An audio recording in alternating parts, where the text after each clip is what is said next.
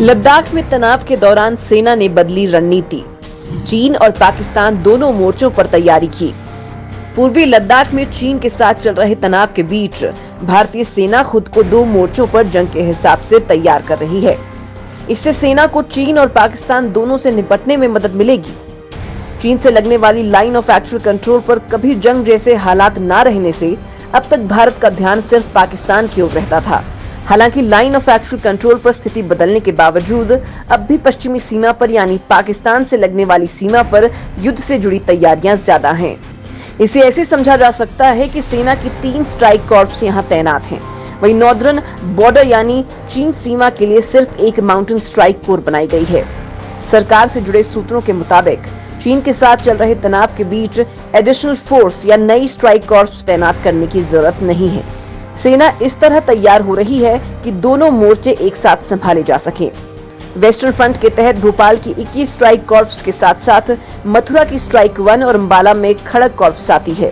ये देश की पश्चिमी, मध्य और उत्तर क्षेत्रों में मौजूद है। इनमें से कुछ तो चीन सीमा के बहुत करीब हैं। सूत्रों ने बताया कि 13 लाख सैनिकों वाली फौज के लड़ने के फॉर्मूले पर दोबारा सोचना एक बड़ी कवायद होगी। उम्मीद है कि इससे सेना को दो मोर्चों के युद्ध के लिए तैयार किया जा सकेगा। चीन के साथ चल रहे तनाव में भी सेना बैलेंस बनाए हुए है। मध्य और पश्चिमी भारत से बड़ी संख्या में बख्तरबंद वाहन सीमा पर लाए गए हैं।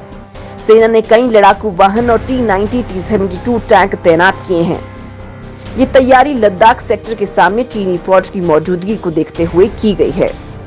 परमाणु बमों का जखीरा बढ़ा रहा चीन। लद्दाख में भारत से जारी तनाव के बीच चीन तेजी से अपने परमाणु हथियारों का जखीरा बढ़ा रहा है। हाल के दिनों में बढ़ते तनाव को देखते हुए चीन ने अपने परमाणु हथियारों के आधुनिकीकरण के कार्यक्रमों को और तेज कर दिया है।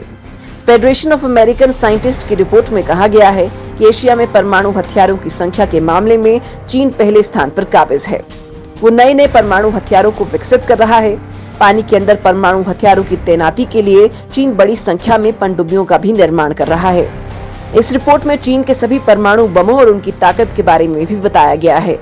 चीन के पास जमीन से परमाणु हमला करने वाली 12 मिसाइलें हैं, जबकि चीन की एक मिसाइल हवा और पानी से परमाणु हमला करने में सक्षम है।